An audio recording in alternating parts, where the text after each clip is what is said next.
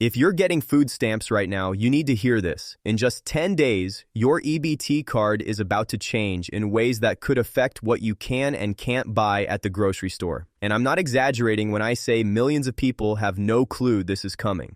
I've got the full breakdown right here, and I'm going to walk you through exactly what's happening, which states are affected, and most importantly, how to prepare before January 1st hits.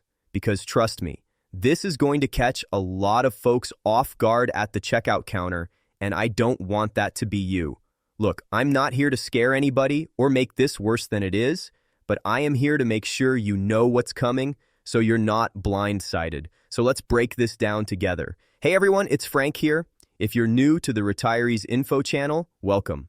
I've been covering government assistance programs for years, breaking down these policy changes so you don't have to dig through hundreds of pages of confusing documents. I know how much these benefits matter because I've been there. I grew up watching my family navigate this system, and I know how stressful it is when things keep changing.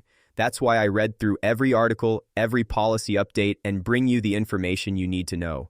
So if this helps you, please hit that subscribe button down below. It's 100% free, and turn on notifications so you don't miss critical updates like this one. Now, I think we all recognize that over the last couple of months, we've seen multiple different changes within the food stamp program, a lot of which went into effect as of November 1st street. We had that disruption, the lapse in benefits in the first half of November. That was a massive mess. And now this is going to be impacting 18 states. Within these 18 states, we've got millions and millions of beneficiaries being impacted, and it all comes down to those waivers that were granted by the USDA for these 18 states to ban the purchase of, well, take your pick. It actually depends on which state you're located in because the rules are different in every single state. And that's kind of the problem as well. There's no uniformity between all of these states. It's all a little bit different. They're banning things like sugary drinks, carbonated beverages, dessert foods, candies, all kinds of random things. Let me pop this article up right here so you can see it for yourself. Okay, so there's one section of this article that I really want to focus on right here. See this? The lack of uniformity across these 18 states as far as what's being banned. Now, get this. They're projecting upwards of 120,000 food items are likely going to be banned. I'm going to be fair with you. I don't know how many food items are in any given grocery store. I have no idea. It's probably several hundred thousand, but 120,000 food items that are likely going to be banned from this. What's going to be left to buy? I mean, seriously, right? What is going to be left for a SNAP beneficiaries, food stamp beneficiaries, EBT card holders to buy with their benefits if they ban the purchase of 120,000 food products? That's going to leave slim pickings for anybody in these 18 states to actually find something to eat. And here's another massive problem. They don't really have a solid plan on how to enforce this. Like, what are you going to do to enforce this? They've got 120,000 products that they're looking at to eliminate the purchase of starting January 1st. But how are they going to implement this? What are they going to do? Well, that's exactly what they're talking about in this section of the article right here. This is going to lead to tons of policing by cashiers and checkout individuals, as well as a lot of embarrassment and other issues that may pop up at the checkout counter when people are just trying to buy their things. All of a sudden, 1 out of 5 items, 1 out of 10 items, whatever it is, there's going to be a handful of items that go through the register and they're going to say, sorry, you can't use your card for this. Can you imagine how embarrassing this is going to be for a lot of people? Standing there at the checkout, holding up the line, having the cashier tell you in front of everyone that you can't buy what you picked out. It's humiliating.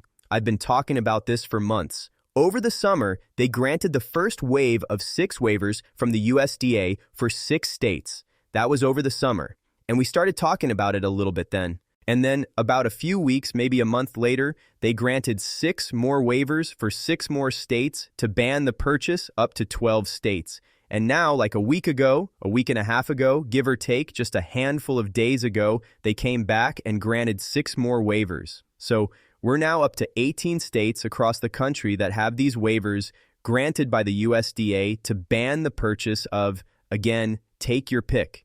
It's different for all the states. That is what the problem is here.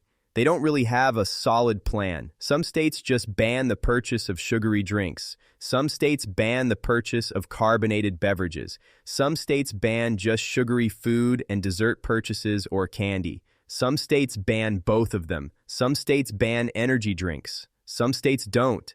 It's a mess, right? Why are they all different like this? Shouldn't it just be the same rule across every single state? For the most part across the country, food stamp beneficiaries fall into the same group of rulings. You've got the same rules across the board, regardless of which state you're in. Obviously, the programs are administered a little bit differently, but for the most part, it's pretty much the same set of rules for all the beneficiaries across the country. And we're not seeing that here with this new ruling. Now, get this as well, and this part is also highlighted right here in this part of the article that I have pulled up. Any grocers that do not comply with this are looking at a 6-month ban from actually accepting EBT benefits.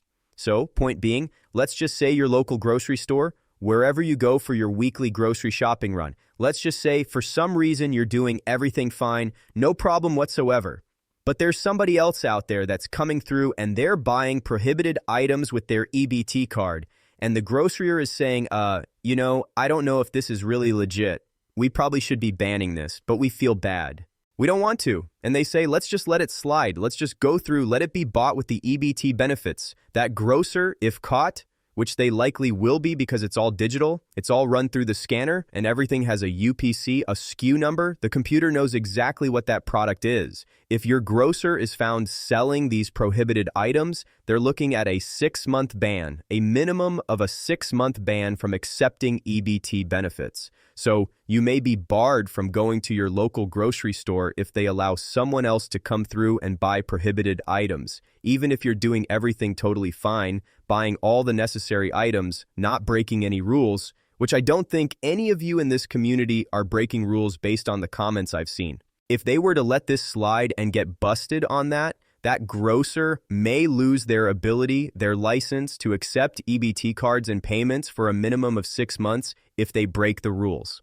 That's nasty. That's going to hurt a lot of people. That's going to hurt a lot of people who are relying on this. And here's how it usually goes. I think we all recognize how this game works, right? Doesn't matter what we're talking about. It's always like one or two or a very small group of people that ruins it for everybody. I mean, seriously, look at the video I just had out a couple days ago. I was talking about a couple guys who owned these little convenience stores and they ripped the program off for $7 million. That's just one story of a lot of stories that are out there of people that are really hosing the EBT, the food stamp program. The problem is with this, it's a very, very, very, very small percentage of people that are taking advantage of the program. But unfortunately, because of that, they're ruining it for everybody. And all the beneficiaries are getting hammered left and right with all these new rules and different waivers that are being granted and all of these different aspects of the food stamp program that are changing because of a few people that are taking advantage of the program and ruining it for everybody. That's how we see with just about everything, right? A small group of people ruin it for the majority, for the masses. It's a sad situation. Now, let me be clear about who this impacts. This is hitting 18 states, which means millions of SNAP recipients are going to wake up on January 1st and suddenly find out they can't buy half the things they normally buy. Families with kids, you're trying to grab a juice box or a soda for your teenager depending on your state. That might be banned. Working poor, you're exhausted from your shift. You want to grab an energy drink on your way home might be banned. Elderly folks, you like to have a dessert with dinner, a little treat. Depending on your state, that could be banned too. Single parents, you're already stretching every dollar, and now you've got to navigate a minefield of banned items at checkout while your kids are getting restless. This affects everyone on SNAP in these 18 states, and nobody seems to be talking about it. All right, so what do? Here's my advice. First, find out if your state is one of the 18. Check your state SNAP website or call your local office. You need to know if this applies to you. Second, if you're in one of these states, find out exactly what's banned. Don't assume. Every state is different. Some ban soda, some banana candy, some banana both, some banana energy drinks. You need to know your state's specific rules. Third, plan your shopping differently. I know this sounds obvious, but you're going to need to be extra careful about what you put in your cart. Maybe make a list and double-check it against your state's banned items before you go.